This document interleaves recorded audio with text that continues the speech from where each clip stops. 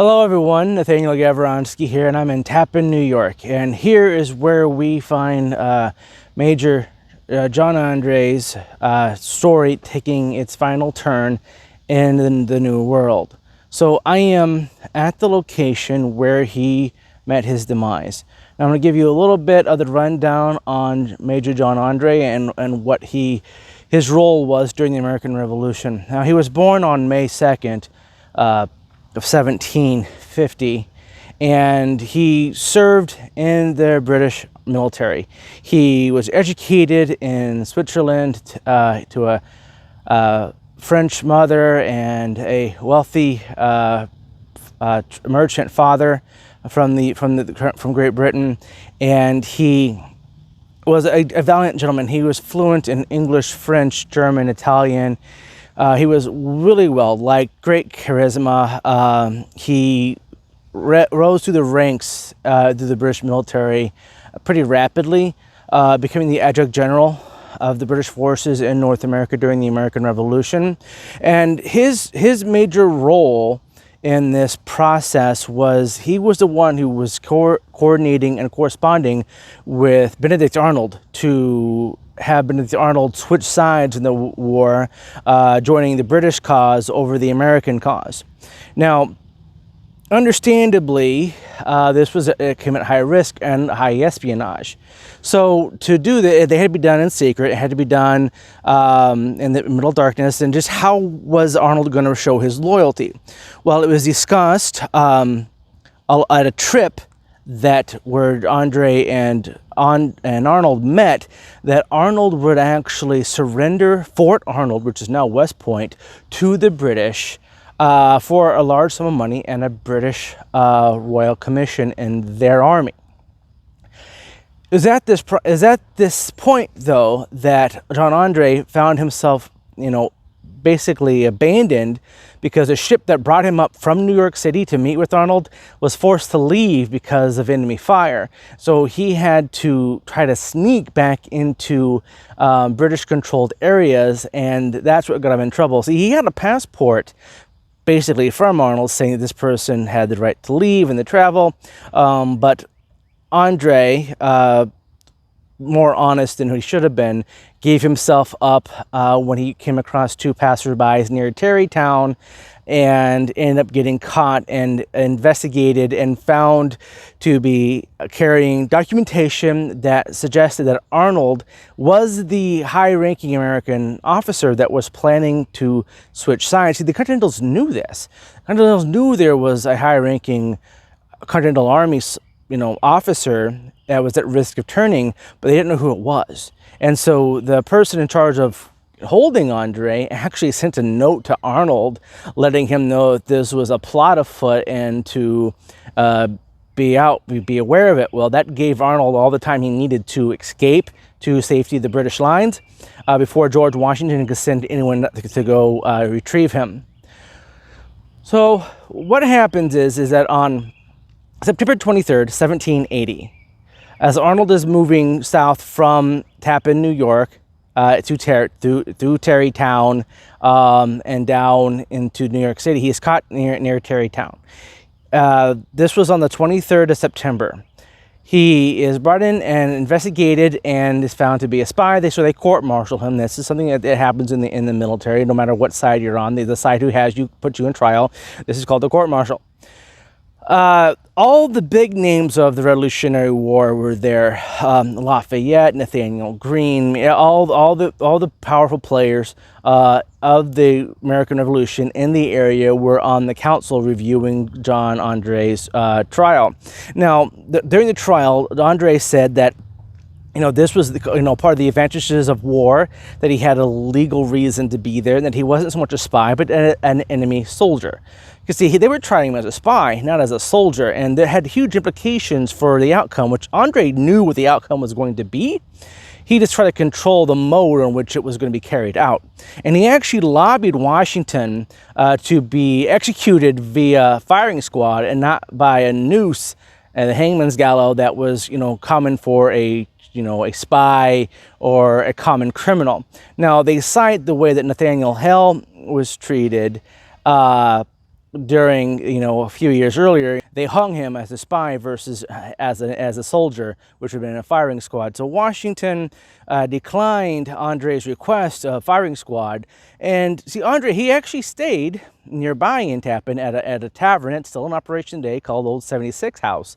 But he stayed there. He actually was fed from Washington's table each and every day he was in captivity. So from the, basically the 23rd of September through the 29th, was his trial, and they decided at that point that he was guilty and he should be executed. Not everyone agreed on how he was going to be executed, and really that he should be executed at all, but he was executed. The idea was he was going to be executed. Now he comes to the day of the execution, which is the 2nd of October, 1780. Now he arrives at this day. He actually, the night before, he does a self-portrait done on paper with ink, and this portrait is actually still around. It's on display. It does move around from time to time, from place to place, from what I understand. It has been on display basically since it was created. It was found, at the tavern the morning of. He got dressed. He was in his British uniform, which he had shipped up to New York, from New York to Tappan. George Clinton tried to secure his release, but it wasn't going to happen.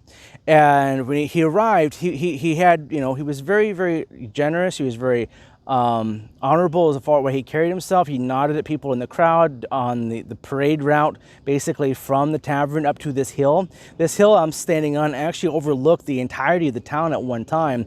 And now, as you can see, it's surrounded by houses with this monument and this gate that goes around it. So he's brought it. Now he gets up to the top of this hill, and he actually takes the first time he actually, pauses for a moment.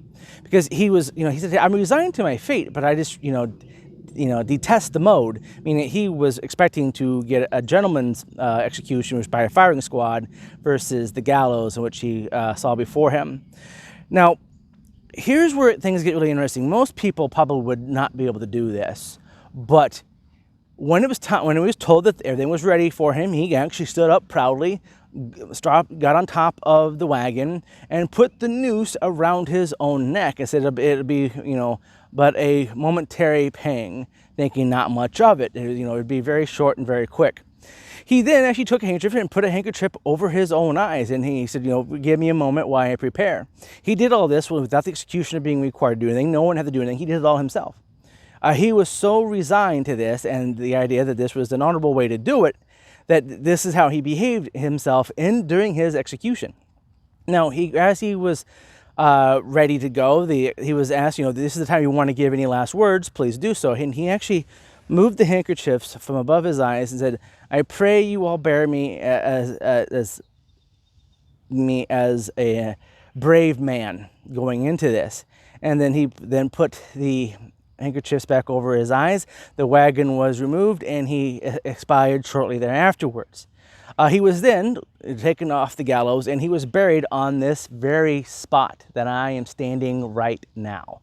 This monument is on the very spot where he was executed on October 2nd, 1780. Now, this monument wasn't put here, obviously, during the time period this happened. So this is where he was buried. They knew where he was at. After the War of 1812, the relations between the United Kingdom and United States had, greatly improved. So about 1821, the British asked if they could have John Andre's body back.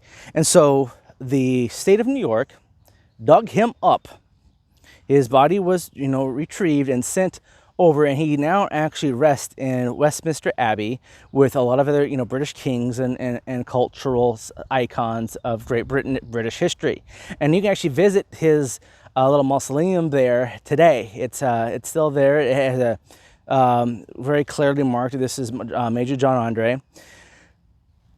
Odd thing is, though, is that they got him all packed up, put him on a box, carried the ship him. The guy came back to fill in the hole, and he missed a bone. They found a small little toe bone that didn't make the trip, and the box had already been on its way. So he's like, "What am I going to do with this little bone, this little toe bone?" I don't know if they even know which toe it is at the time, but this man held on to this toe bone, and he had two sons. When he passed on, one of his sons got a really beautiful golden watch, and the other son got the John Andre toe bone. Now, this toe bone is actually still owned by the Historical Society of New York, and is visible from time to time. So you can actually see the remains of John Andre physically, but the toe bone in New York, or go to his little tomb in Westminster Abbey in London. So there's two places where you can find Major John Andre. So here on this spot, they decided, this was a historical situation, this was a historical area. They want to preserve it. They want to make sure this was known. And to be honest with you, everyone liked him. Even his enemies liked him. Washington liked him. Hamilton liked him.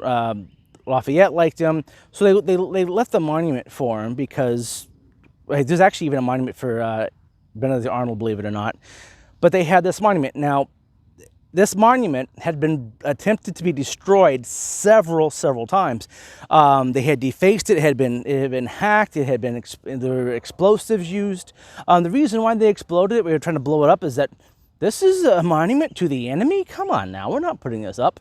And so they decided that what they needed to do was put up a plaque to George Washington as well. This property, acquired November 13th, 1905 by the American Scenic and Historic Preservation Society, preserves the identity and place of historic interest, and commemorates the fortitude of Washington and his generals in one of the crises of the American Revolution. So they also leave a marker towards Washington and his contemporaries in this historical site of the American Revolution. That it's part of the story of the American Revolution, and that you needed to include all aspects of it. And this was actually a pretty big deal. I mean, if it wasn't the fact that if Andre wouldn't have been so talkative and started a conversation with two passerbyers, the chances are we never would have known who he was when he was trying to get back to New York City. We wouldn't have known that he was carrying the information from Arnold on how to take Fort Arnold, which is now West Point. It could have completely changed the course of the revolution, because the British would have been able to take all of the supplies out of upstate New York. And if we get, the Battle of Saratoga over the Battle of the Hudson as overall, stifled the British's ability to fight the war. And they would have been able to fully control the Hudson River, which the fort would have been able to allow them to do. The Continental Army would have been in a lot of trouble. So this would have been huge. And here it says, here died October 2nd, 1780, Major John Andre by the British, who, entering the American lines on a secret mission to Benedict Arnold for his surrender of West Point. And again, this basically goes over the stuff I told you. But here's something I think is really interesting. Here's a quote. Now, I've actually heard this quote attributed to George Washington and Alexander Hamilton. So it might have been both. They might have agreed on it. They might have been over. I don't know.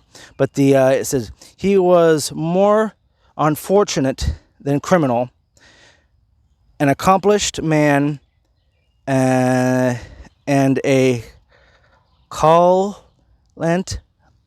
a gallant officer. So that was George Washington or Hamilton. I've heard it quoted from both people. But this is the monument here in Tappan, New York. And this is the end, basically, of Major John Andre's American story. It wouldn't be until 1821 his story would pick back up again, where he would be, reinterred to London. And except for his one toe bone, which is still in the state of New York. But this is the end of the line for Major John Andre. And I hope you enjoyed this video. Any and all other videos I make of Andre, each one is always meant to be a standalone video, so it can kind of go over each and everything. So you might see some of this stuff more than once. But I wanted you to see where this was.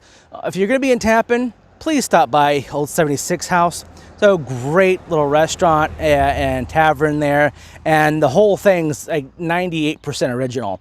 Like you're actually seeing the parts of it that John Andre would have seen, and George Washington would have seen. They actually serve beer, that a recipe from Washington. Also, we had a specific coffee that I always liked in Washington. They served there. Food there is really, really good. I actually have some other videos about the place. You should check it out. I'll probably do a much larger video on Old 76 House later on. But for this, I wanted you to be able to see this in its entirety. The monument, they said, it survived. They had a base. They said, the explosions had taken a toll on it, but it is still here. It's still a monument to, to a soldier. So regardless of the side, you shouldn't be vandalizing it. And don't forget, he was serving the interests of the British, which a lot of people in New York saw themselves as British subjects. They consider themselves to be British. They do not consider themselves to be American. So, he technically was on home soil for a lot of the contemporaries during this time period. So, as I walk down, you can kind of get a better look at the thing as a whole. So, thank you for checking this out. Please like, subscribe, and share this video. Until next time, stay healthy, stay wealthy, and as always, stay wise, America.